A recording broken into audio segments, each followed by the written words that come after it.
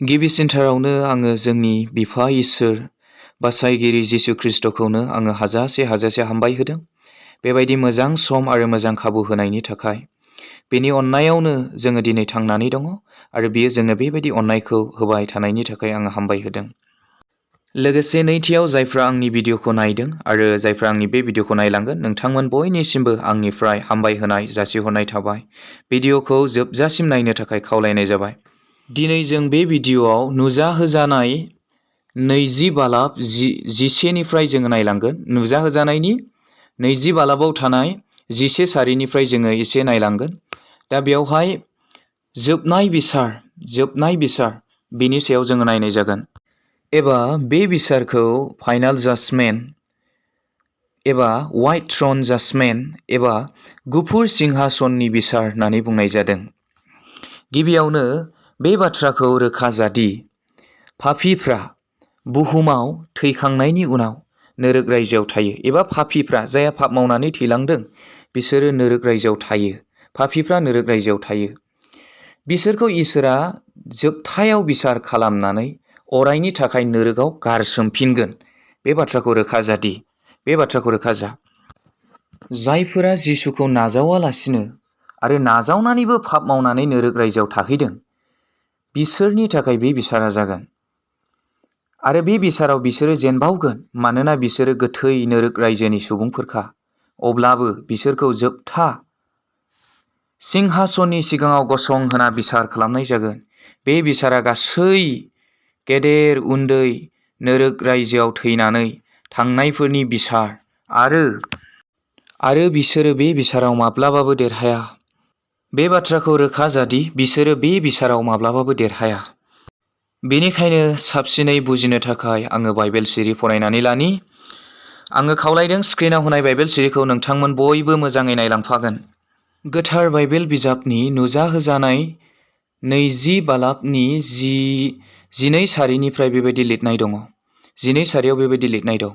आरो आं गेदेर आरो उन्दै गासै गोथैफोरखौ सिंहासननि सिगाङाव गसंनाय नुबाय। आरो बिजाबफ्रा खेवनायमोन आरो गुबुन बिजाब बेनो जाबाय जिउनि बिजाबाबो खेवजाबाय। आरो गोथैफ्रा बिजाबफ्राव लिरजानाय बिसोरनि मावनायफोर बायदि बिसार खालामजाबाय।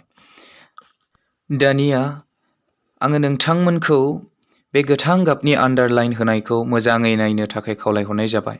गासै गोथैफोरखौ होननानै बुंदों बेवहाय। गासै गोथैफोरखौ नामदों। गोथांफोरखौ होननानै बुङाखै बेवहाय। गोथांफोरखौ बेयाव बुंनाय जायाखै। गासै गोथैफोरखौ नामदों।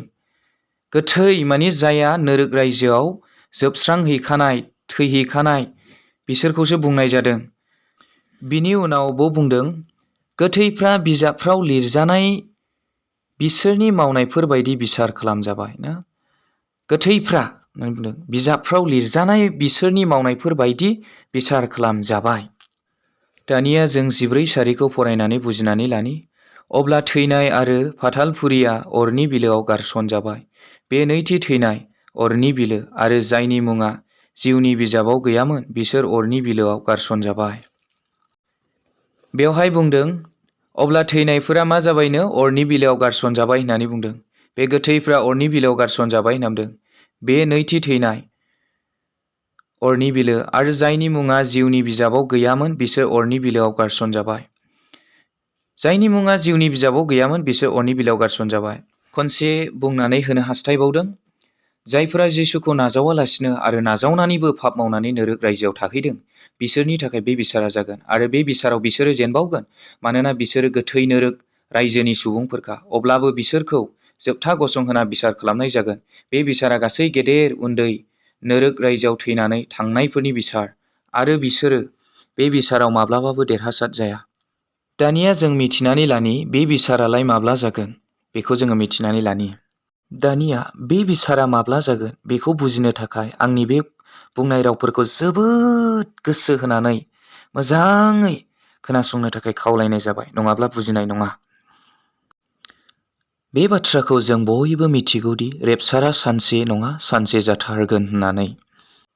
जाय दिनखालि रेपसारा जागोन बै सानखालि जिसु ख्रिस्ट'नियाव थैलांनाय सोरगोआव थाहैखानाय गोथार सुबुंफोरा गोथार सुबुंफोरनि जिउआ गावसिनि गोथै हाखराव फैनानै मोदोमखौ लानानैहाय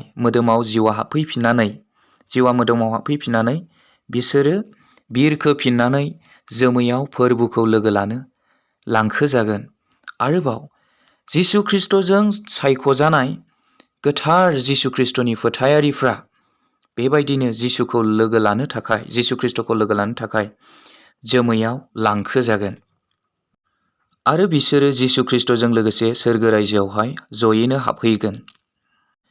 आरो बे बुहुमाव 7 बोसोर गेदेर सैसोनांनाय जागोन। जायफोरा रेपचाराव थांफानो हायाखिसै बिसनि थाखाय 7 बोसोर गेदेर सैसोनांनाय जागोन। आरो बे 7 बोसोरा जोबनाय लोगो लोगोनो बे 7 बोसोरनि गेदेर सैसोनांनाया जोबनाय लोगो लोगोनो जिसु खृष्टआ गावनि गोथार सोरगोआव थानाय फिसाफोरखौ लानानै बे बुहुमाव बिसार खालामनो आरो 1000 बोसोर रायजो खुंनो थाखाय फैगोन। आरो बे बिसाराव बियो गावजों लाबोफाखानाय सोरगोनिफ्राय फैफानाय गोथार फिसाफोरखौ आगदाहा दोनगोन। आरो बेजों लोगोसे बुहुमाव थालांनाय बेबायदिनो रेपचाराव थांफानो हायै 7 बोसोर सैसोनांनायाव बाहागो लानांनाय सुबुंफोरखौ आगसिजों दोनगोन। आरो बिसोरखौ बेबायदिनो बिसार खालामगोन। आरो बिसार खालामनानै आगसिजों थानायफोरखौ अरायनि थाखाय नोरोग रायजोआव गारसननाय जागोन। आरो आगदानि फिसाफोरखौ बियो 1000 बोसोर रायजो खुंनो थाखाय जिसु खृष्टआ 1000 बोसोर रायजो खुंनो थाखाय बेबायदिनो बिसोरखौहाय 1000 बोसोर रायजो खुंनायाव बिसोरखौ लानानै 1000 बोसोर रायजो खुंनाय जागोन। आरो बेबायदिनो बे 1000 बोसोर रायजो खुंनाया जोबनायनि उनाव इसोरा बेबायदिनो बै नोरोग रायजोआव थानाय सैसोनांनाय पापी सुबुंफोरखौ बिसार खालामनाय जागोन। आरो जों जे बिसारखौ रायलायदों बे बिसारा बेयावनो जागोन। जिसु खृष्टनि 1000 बोसोर रायजो खुंनाया जोबनाय लोगो लोगोनो बै नोरोगाव थानाय पापी सुबुंफोरखौ नोरोगाव सैसोनांनाय सुबुंफोरखौ इसोरा बिसार खालामगोन। जाय बिसारनि सोमोन्दै जों दिनै रायलायगासिनो दङ। जाय बिसारखौ जोबनाय बिसार आरो फाइनाल जाजमेन्ट, व्हाइट थ्रन जाजमेन्ट एबा गुफुर सिंहासननि बिसार होननानै बुंनाय जादों। बे बिसाराव बेबायदिनो बै नोरोग रायजोआव थाहैखानाय बे पापी सुबुंफोरा माब्लाबाबो देरहासार जाया। बे बिसाराव इसोरा बिसोरखौ जोबथा बिसार खालामनानै अरायनि थाखाय बेबायदिनो जोंबाय थानाय गोमोरनो रोङि अरनि सागोराव गारसननाय जागोन। आरो बे बिसारा जोबलांनाय लोगो लोगो माब्लाबाबो दुखु आरो जिंगा आरो बेबायदिनो गाबनाय आरो सैसोनांनाय बै गोथार फिसाफोरनि थाखाय जाबावनाय नंलिया। बेयावहाय खालि गोदान नख्रां आरो गोदान फिरथिमि, गोदान जेरुसालेम जुगामि जेरुसालेमासो बेवहाय जासिगोन। गोदान जेरुसालेमा फैसिगोन। गोदान नख्रां आरो गोदान फिरथिमि, गोदान जेरुसालेमासो बेबायदिनो बेयाव गोदान जेरुसालेमसो बेवहाय इसोरा बेबायदिनो गोदान जेरुसालेमखौ होसिगोन गावनि गोथार फिसाफोरनि थाखाय।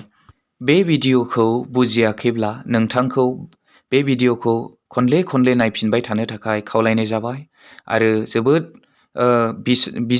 बिजिरनानै नायनो थाखाय खावलायनाय जाबाय। भिडिअ'आ जोबोद गोलाव जायोबादि आङो भिडिअ'खौ बेखिनियावनो फोजोबनो हास्थायबाय।